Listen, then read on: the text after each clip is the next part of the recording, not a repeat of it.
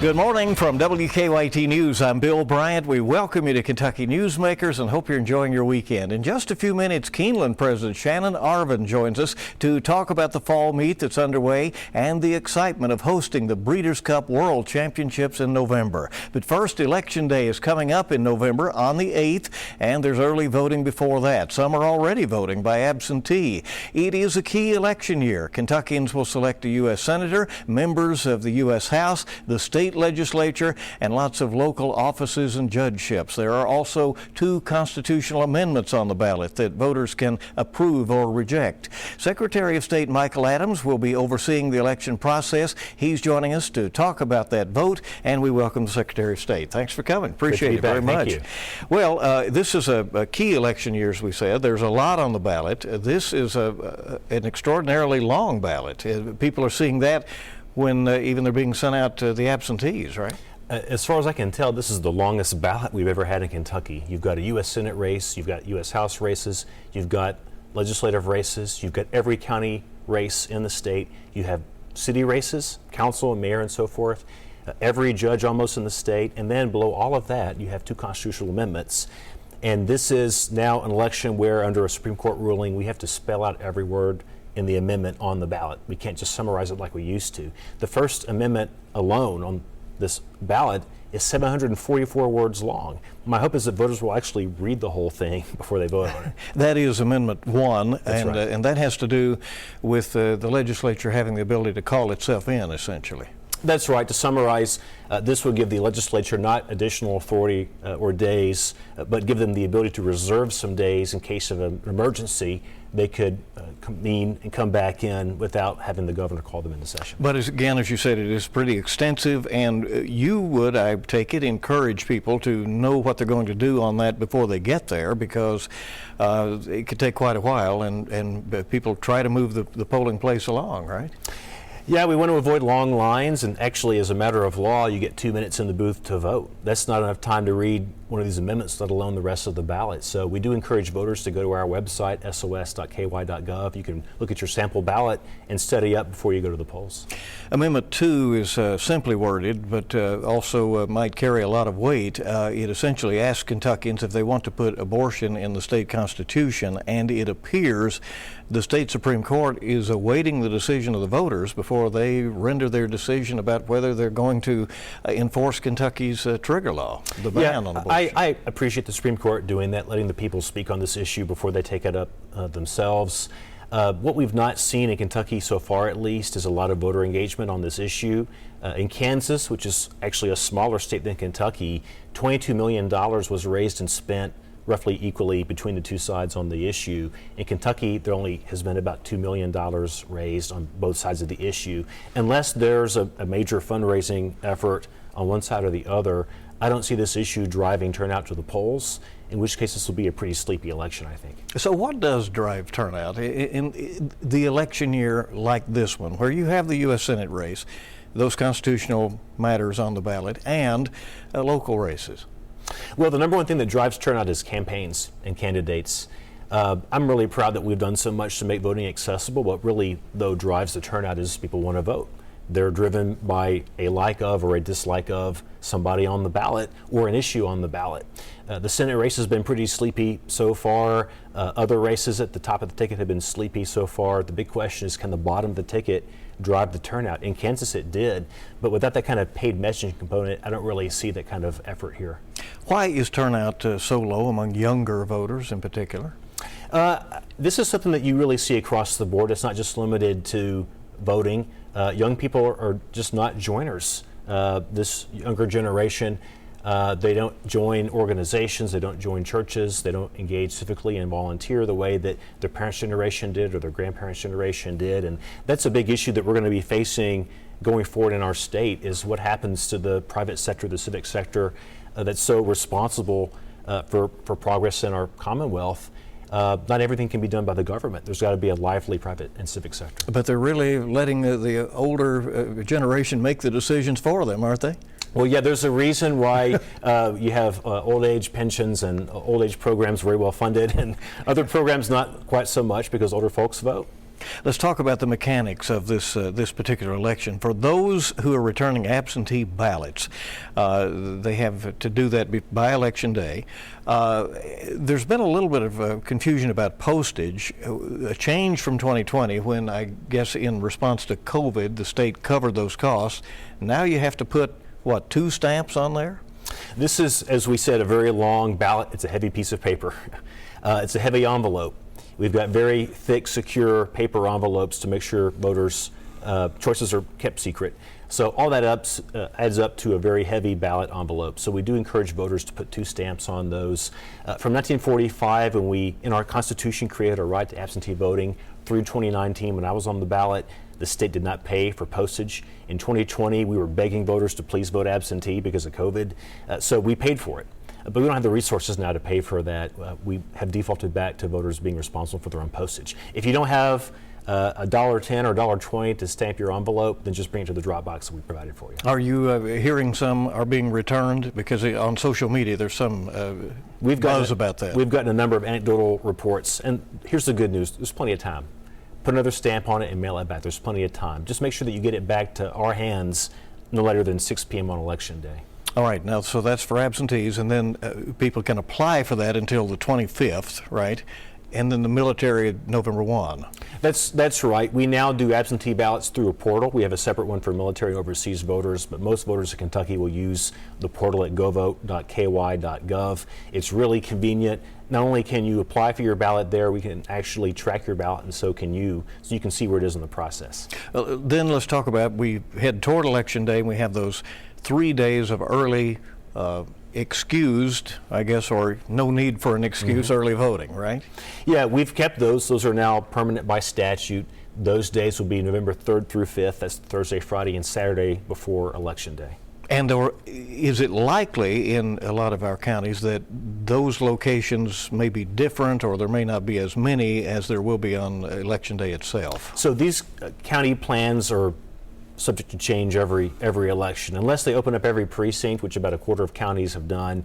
The other 3 quarters, basically every election, they come up with a new plan and they submit it to Frankfurt for approval, and those plans have been approved. So if you have questions, come to our website or visit your county clerk's website to see what those locations are. So it's different county, each county? Exactly. You can also get with your local folks, right? That's right. Your county clerk is actually the designer of this product, so check with your county clerk or check our website. We're going to post all those county plans. What obligations do county clerks have who are themselves running for re-election or are on the ballot in November in terms of overseeing the election that they're a part of? They've got the same requirements that I've got myself next year when I'm on the ballot for re-election for this office, which is obviously you can't do anything that's a conflict of interest. Your job is to fairly participate and count those votes, but we have checks and balances in Kentucky.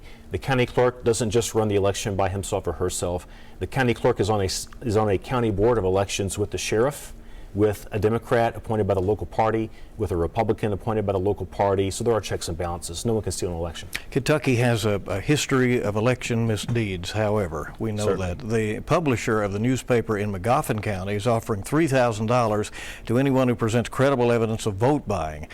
There were federal convictions in that county just a few years ago. Is vote buying still a problem and a thing in Kentucky? We did not see evidence of that in the primary. And I'll level with you.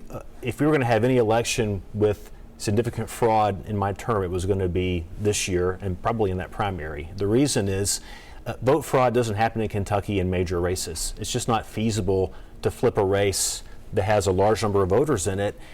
Vote fraud in Kentucky historically happens at the local level. It's usually in a primary. It's usually in a small town or county because it takes just a few votes to flip the outcome. And usually the office that's being pursued is one that has patronage or contract power, and so it's a perfect storm for fraud. So I'm working with the Attorney General very closely. We are monitoring certain counties that have a history, unfortunately, of misdeeds. They're primarily in eastern Kentucky. We were pleasantly surprised to see that in the primary it was totally clean, and we're hoping for the same in November. You went on a tour to essentially denounce those who cast a lot of doubts about the election system in Kentucky and nationwide. Do you believe that Kentucky voters can largely have confidence in the system? I believe they can, and they do. I think reasonable people who don't have suffering from paranoia generally about vaccines and about votes and about everything in life. I think most people are persuaded that we had pretty good elections before, but we have even better elections now. Let me give you one example of how this mass paranoia is beginning to impact our process. We've had a recount ordered in Oldham County in a race that was decided back in May. The State House Speaker, David Osborne, trounced his opponent by 36 points. She's demanded a recount. She's been suing us for months. And now that recount's been scheduled for October 21st, right before voting starts. And she is asking the court to strike down the certification that we issued of David Osborne as the winner of his primary. So when these people brought these lawsuits, their goal, they said, was just to check the tech. It's not. It's to disrupt our election and overturn election results. We can't have that. Do you think it's coordinated nationally, those kinds of recount requests? It's certainly a national phenomenon, and we're seeing it in other states. In 2020 and 2021, it really was limited to swing states that were up for grabs in the presidential contest. But now this has gone to all 50. I spent time with my colleagues over this year in other states in the same job I have, and we're all dealing with this, unfortunately, in our own states.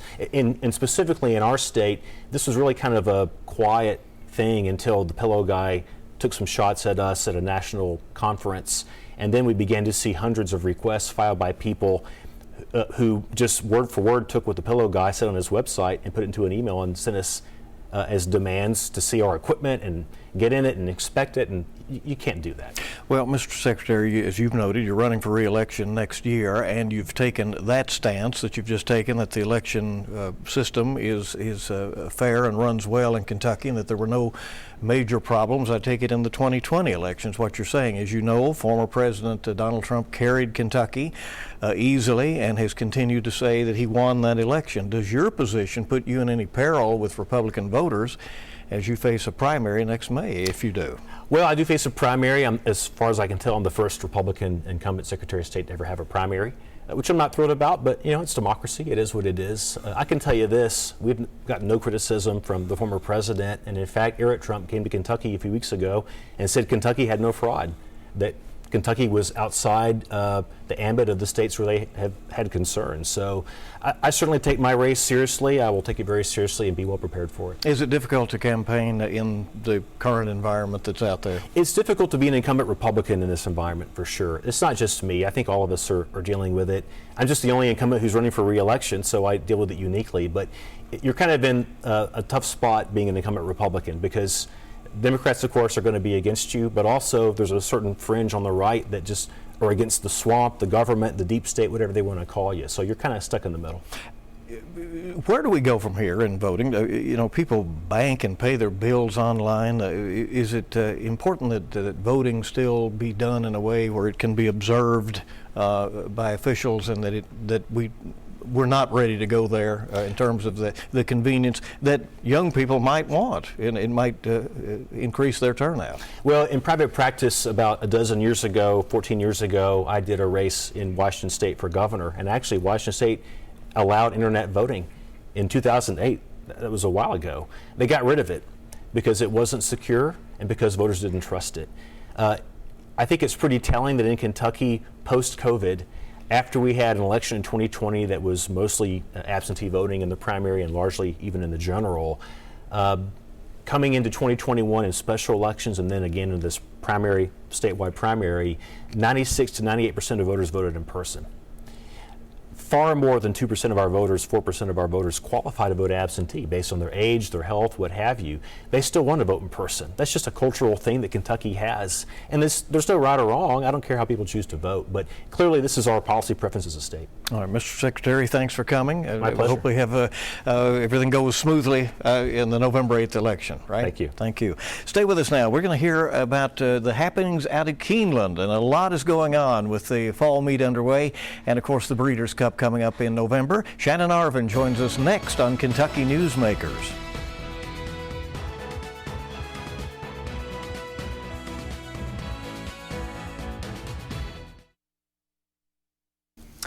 We welcome you back to Kentucky Newsmakers. Glad you're along. The horses are running at Keeneland during one of the most beautiful fall meets in memory.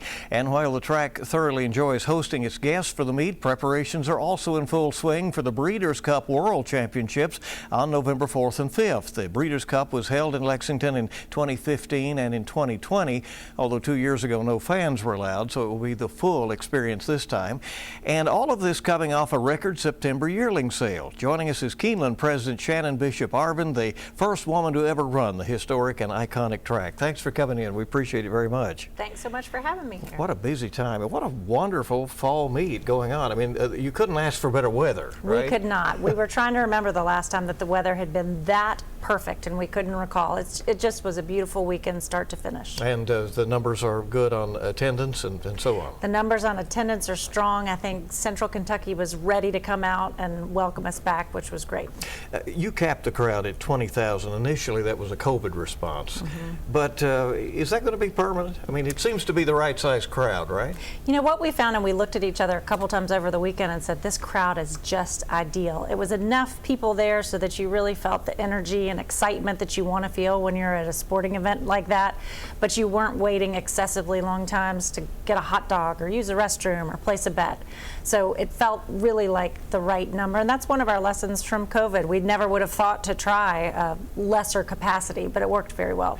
Yearling sales figures topped $405 million, and that was in September, just before the meet got underway. Does that send a good signal, or what does it say about the health of the horse racing industry? Well, it probably says, first of all, that we don't follow the stock market. Right. Precisely.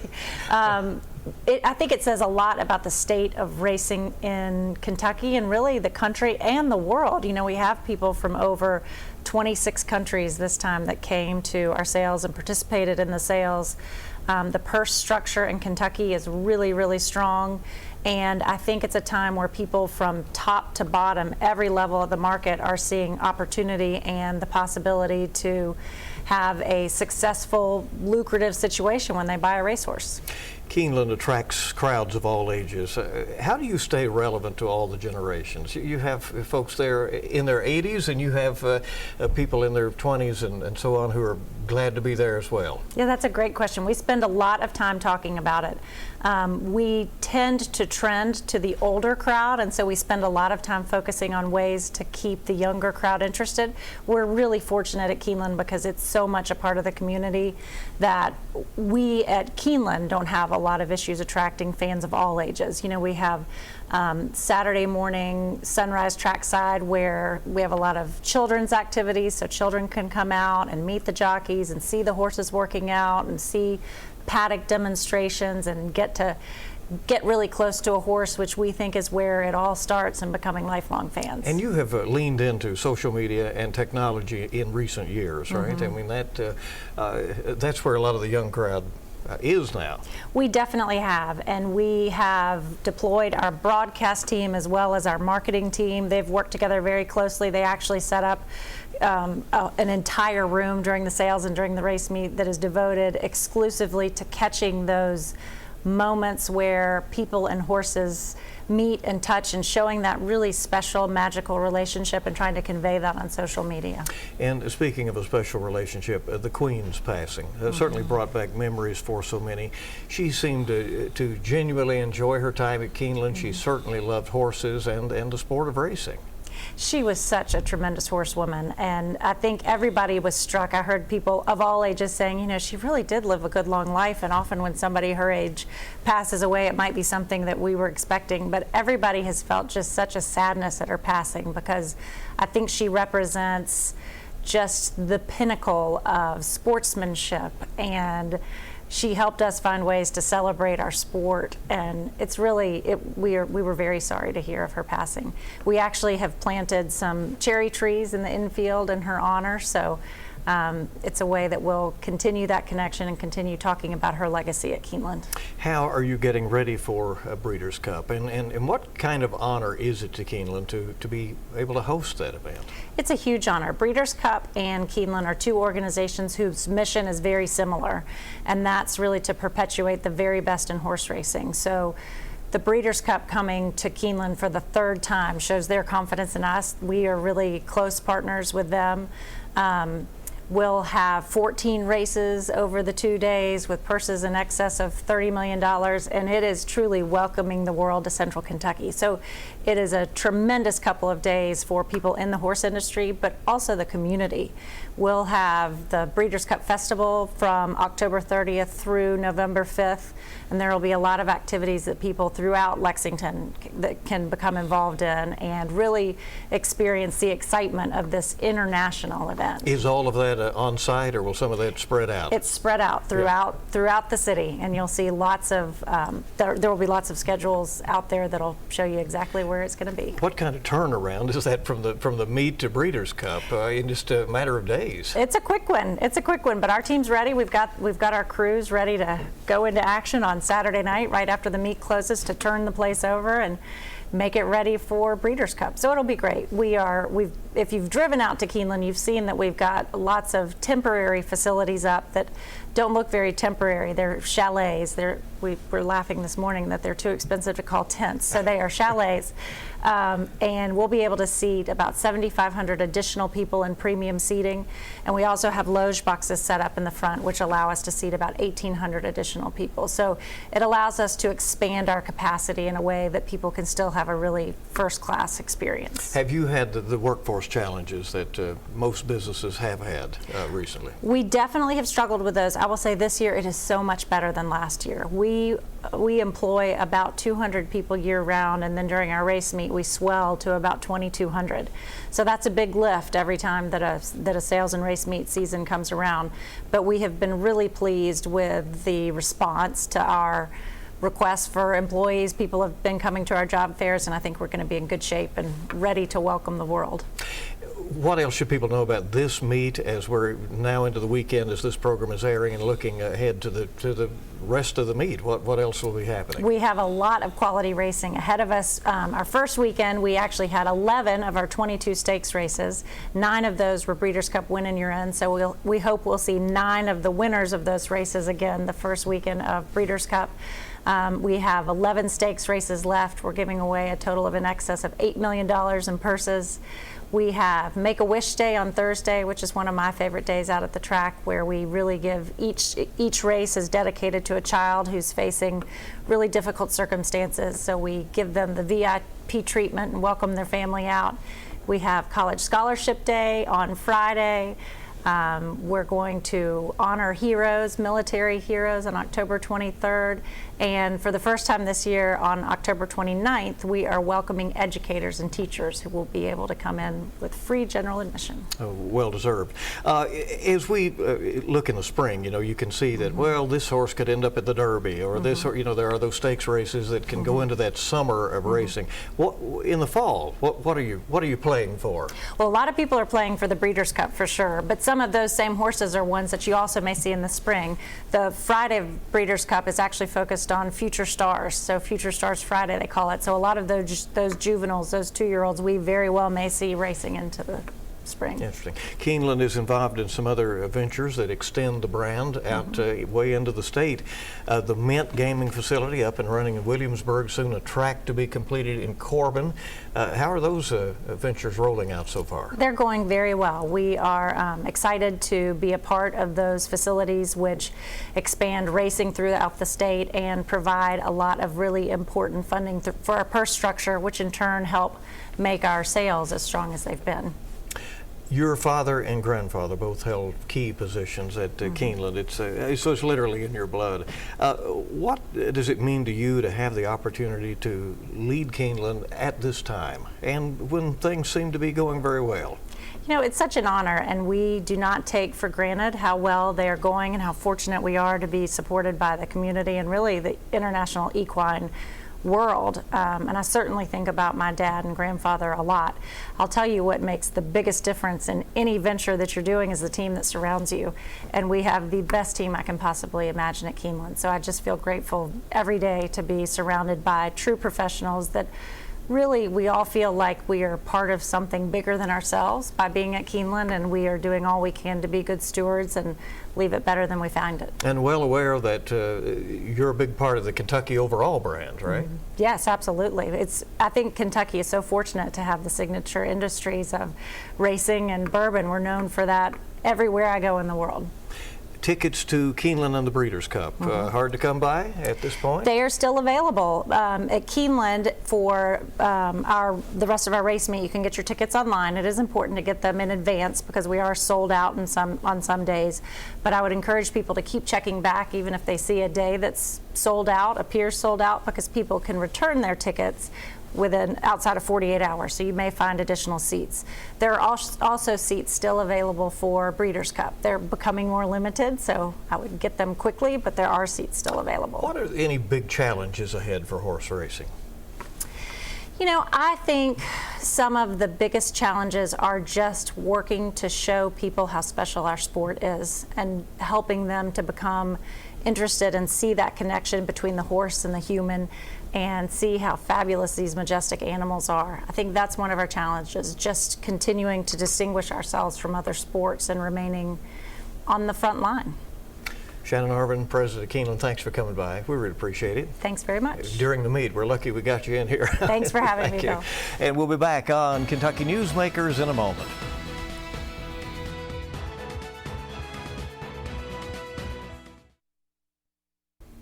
Welcome back to Kentucky Newsmakers. We have a lively race for mayor going on in Lexington, and tomorrow evening, that is Monday evening at 7, WKYT will present a debate on the CW Lexington. Mayor Linda Gorton and her challenger David Kloiber will be with us for an hour answering a variety of questions. Again, 7 o'clock on Monday evening on the CW Lexington for that, and of course coverage on WKYT News. That's Kentucky Newsmakers. Thank you for joining us. Make it a good week ahead.